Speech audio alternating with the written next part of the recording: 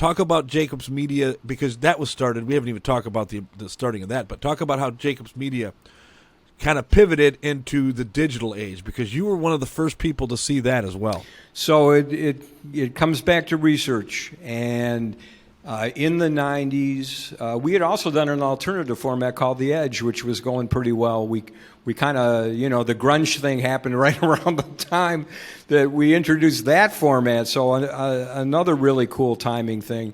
But radio stations back in the 90s started creating databases, email databases, and pretty much all they used them for was just promoting their rock block weekends or whatever. They'd do an email blast to, several thousand core listeners, and it was a pretty good marketing technique.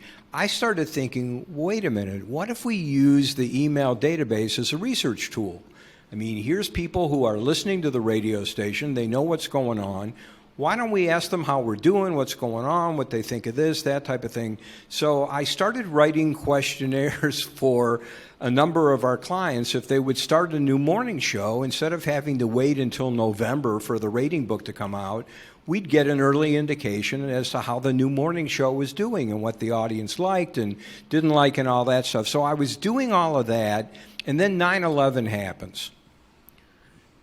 What a lot of people don't remember about 9/11, but if you were in radio, you remember, yes, a horrific event on September 11th. That was also the beginning of the fall book that year.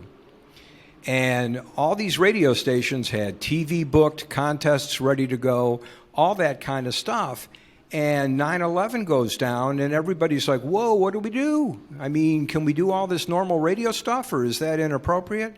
So I get calls from my clients, and I don't know what to tell them. I mean, nobody had ever been through anything like 9/11 before, and there were no answers to these questions. And I thought, you know what, maybe this is the moment. So I wrote a questionnaire. I got about 40 stations on board, and we did a survey among 40 stations' core audience about how people were thinking and feeling and doing and all that stuff. And it was great. In 48 hours, we got thousands of returns. And wow. That's when the light bulb went off, and I started thinking, you know what, we could do this with anything. Let's look at technology, because at that point, the internet was really beginning to go strong. Streaming was beginning to happen. I mean, people still had dial-up for the most part, but you could definitely see that there were things happening out there. Satellite radio was beginning to come on, and I thought, you know what? Let's create a tech poll. That's what it was called then. Now it's Tech Survey, but back then it was Tech Poll. And let's bring together a group of radio stations, and let's find out what are listeners doing when they're not listening to us. And that's kind of how the whole thing kind of broke out. And we started doing them every year around January. And then things happened, right? The iPhone came out, Facebook happened, YouTube got invented. I mean, all that stuff. And Tech Survey was there to be able to track all that stuff. And that's really where we got the idea to start the mobile app company, Jake Apps. I mean, we really saw, kind of the insides of what was happening with smartphones and how they were not just tools, but they were appendages of people. And when the app program happened, my brother Paul and I looked at each other and said, you know what? These phones can be used for streaming. And considering that Walkmans basically don't exist anymore. And it was really our digital guy, Tim Davis, who helped us through that and helped us identify the opportunity. But we started the mobile apps company in about 100 days after Apple opened the App Store in 2008. We had no business doing it. The economy was horrible. We were getting fired left and right by radio stations that literally were hemorrhaging money at that point.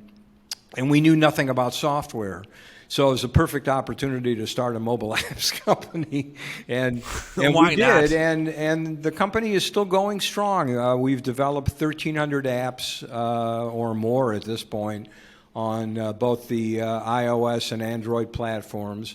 And a lot of radio stations and radio-ish companies use our apps today. It's really been cool, and it's been a great entry into things. And that's how we got into the car.